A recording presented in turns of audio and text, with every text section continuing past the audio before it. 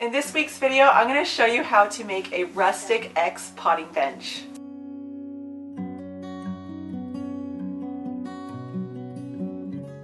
So it took me about 3 hours total to build this amazing potting bench. And in this video, I'm going to share with you how to do it. You can download the plans in the description, but real quick, I want to go through just a couple of features of it. So it's counter height. It's got spacing in between for water drainage. The bottom shelf has spacing in between for water drainage. It's got the beautiful X detailing on the side that not only is very nice to look at, but helps contain items. It's got a nice wide top shelf for storing accessories. It's got a hook bar so you can hang all sorts of little things on it. It can be stained appropriately to be used outdoors. I love it also indoors, so it could be used for a variety of different purposes. You could use this as an outdoor bar, you could use this as a console table in your entryway. There's just endless possibilities for it. So here's how I built it. So this is the lumber that I'm using for this project. It's 2x2s, 2x4s, and 2x6s. And in the plans that are linked in the description, there is a very detailed cut list. So I don't have to give you that there. You can just jump over and download it. But you want to cut everything with some sort of saw that can give you nice straight square cuts. So the best option would be a chop saw or a miter saw like I'm using. You could also use a circular saw with some sort of straight edge to help guide you as you're making your cuts. Here's everything all cut out, and I just went ahead and cut everything first, and now I'm going to start working on the two sides. So the longer piece that I'm marking is the back leg, and the shorter piece that I'm using to mark with is the front leg. So I just use that front leg to mark on the back leg, so we know where the cross pieces are going to tie in. It'll all make sense in just a second. So I'm using a 2x6 here to attach to the front and the back leg, and the reason I'm doing that is it enables me to attach the 2x2s that go lengthwise across the front and the back to something. Now if you have a pocket hole jig, you can certainly use that instead.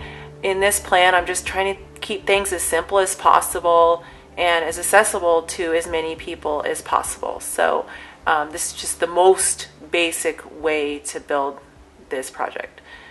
So the screws are linked also in the plan, and they're self-tapping, so you don't need to drill them.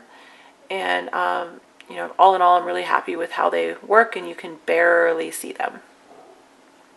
So there's the two legs built. Notice how they're built in mirror. So you got to build them. You can't build them exactly the same. They have to be built so the 2x6 supports face inward on both sides. So it's really important here to have a flat, level surface to work off of. Garage floors are notoriously sloped. So make sure that you've got somewhere flat, and then just kind of lay it all out, and then put your 2x2s on and screw it on. For now, I just put one screw in each because that gives me some flexibility to make sure everything's level when I tip it up, and then sink that second screw in afterwards.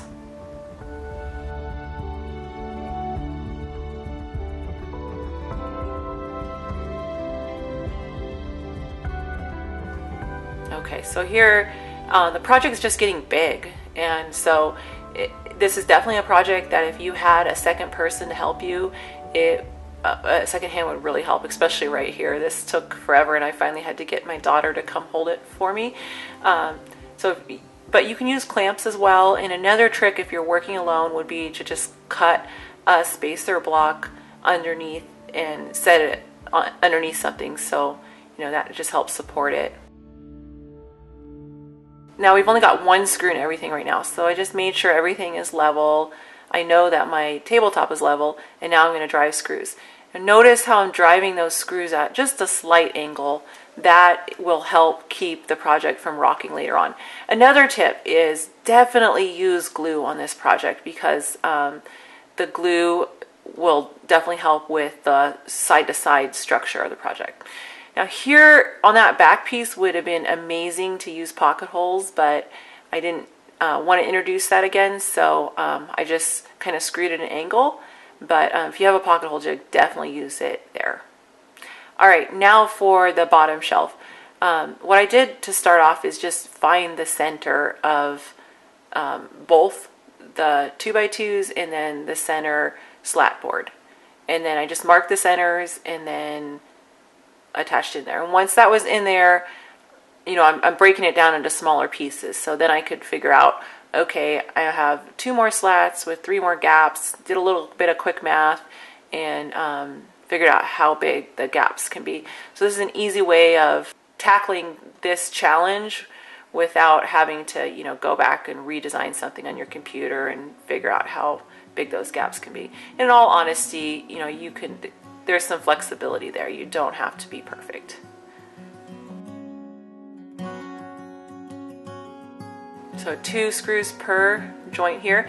If you're going to put something really heavy on this bottom shelf, like fill it up with soil or something like that, you can throw a hidden 5th leg or 6 legs underneath those 2x6 slats, and that will bear just about as much weight as you want it to.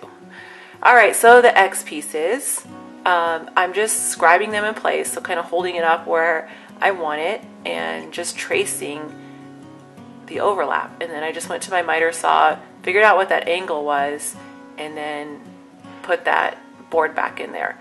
And that worked really well.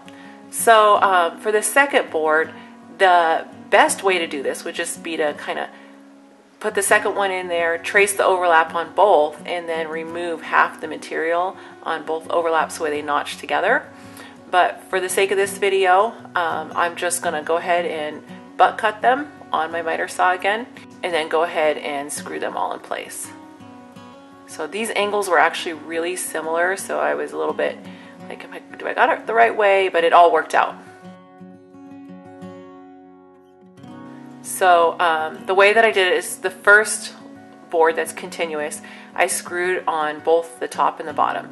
And then I did the top board first because that's the one that doesn't want to stay in place. And so I just went from the top on that one. And honestly, this was the hardest one because I couldn't get my drill to kind of fit in place. So, but you don't need much to join there. So if you just get some glue and just find a way to get that screw in there, it'll be just fine.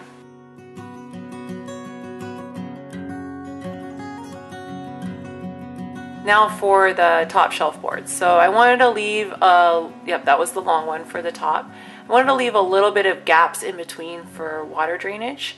And so what I like to do here is figure out where I want that first board and then put that one down and then make sure it's all even on the overhangs on the sides and the front, and then place the remaining boards centered between that first board and the back board with the gaps even.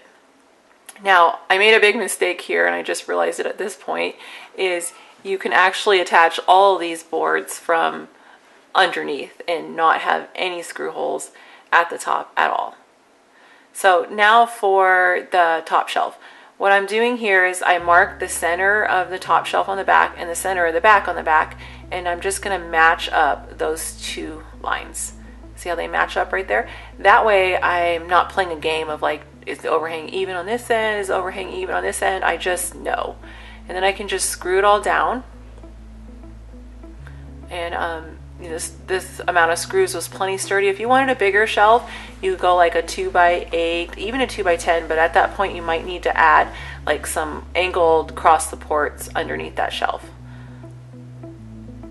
So now for sanding. So when I do sanding, I kind of look at it as like, keep your friends close and your enemies closer, right? So if you've got like a big stamp mark like that, definitely put it where it's easy to sand. Like you keep it close where it's very easy to get to and very easy to sand down.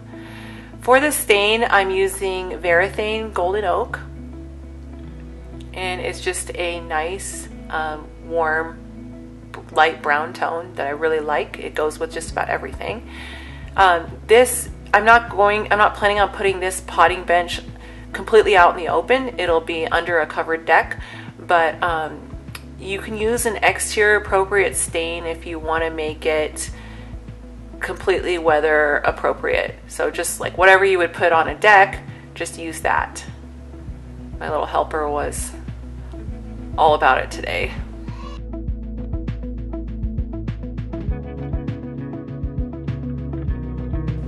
And there it is, all stained up. So after adding the hooks on the back, we're all done.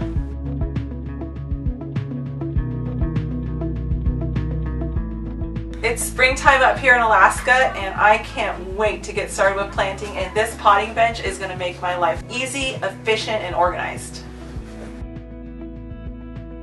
It's your turn to go out and grab those plans and get it built. I am so excited to have this myself because I'm kind of a reluctant gardener. Once I get started, it's a lot more fun, but there's so much mess, there's so many pots. I really just needed a place to organize it all, so I feel like, you know, I can be productive with my time gardening. So hopefully this changes everything, and if it doesn't, you can bet I'm going to be using it as an outdoor bar. So can't lose on this one. So again, thanks for watching this week. I really appreciate you, and I hope you are well, and we'll see you next Monday.